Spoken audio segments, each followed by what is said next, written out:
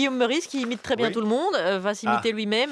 Vous n'êtes jamais dans la caricature, vous, Guillaume Meurice? Jamais, Bah, jamais voilà, la alors c'est à vous. précision. Moi, je vais vous parler du sort des réfugiés en France en ce moment. Autant dire qu'on va bien se marrer. J'en ai rencontré un, il s'appelle Aref. Il a 24 ans, il est afghan.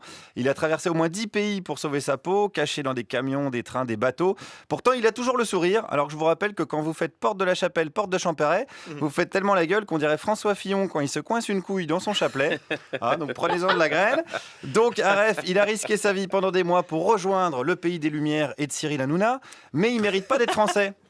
Non, parce que pour le mériter, je vous rappelle qu'il faut que votre mère se soit explosé le périnée sur le territoire national. C'est ça qui compte. À 1 mètre près, à côté de la frontière, c'est loupé. Ça se joue, si j'ose dire, à un poil de cul.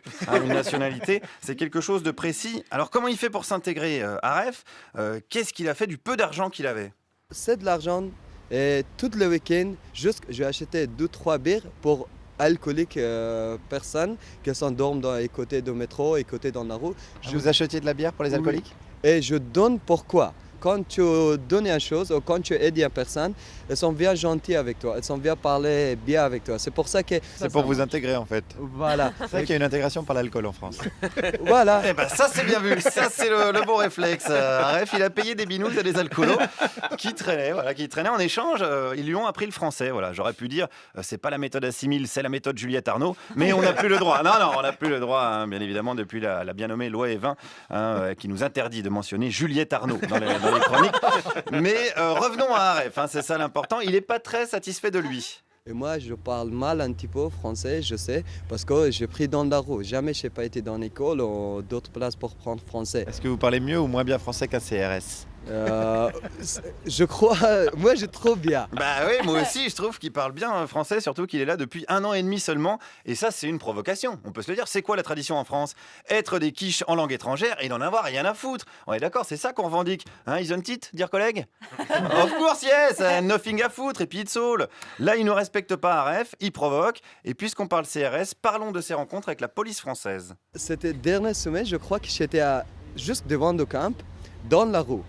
Et je commençais à fumer cigarette. Il y a un CRS qui est venu, il dit hey, monsieur, ça me dérange ça, vas-y, pars de là-bas, tu fumes là-bas. Je dis c'est quoi l'égalité que vous présentez? C'est quoi la vérité? On est dans la rue, on est à droit pour fumer cigarette ou pas? Ah non, mais peut-être il voulait vous protéger parce qu'il voulait pas que vous fumiez, que vous attrapiez un cancer du poumon. Bah non. Si, Aref, attention, c'est un procès d'intention. C'est sûr, ça c'est les consignes de Marisol Touraine, hein. MST comme on l'appelle. Elle lutte contre le tabagisme avec des paquets neutres et des photos de spermatozoïdes. Faut pas l'agacer, Marisol.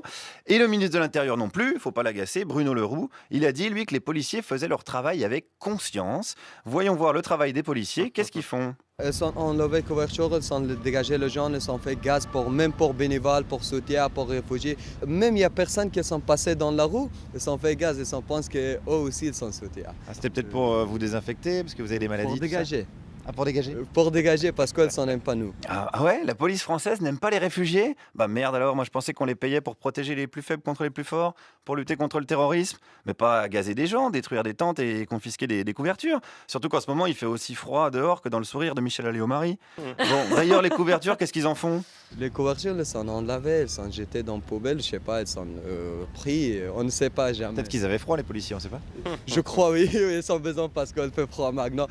Comme que la télé ils ont dit la prochaine semaine qu'il vient de froid le temps, bah, c'est pour ça que les policiers ont besoin de temps, de couverture, elles sont prises. Voilà, ils ont pris parce que la police française n'a plus les moyens de se protéger du froid, à moins qu'ils aient des consignes dégueulasses et qu'ils obéissent comme des lâches, mais ça m'étonnerait quand même de la France.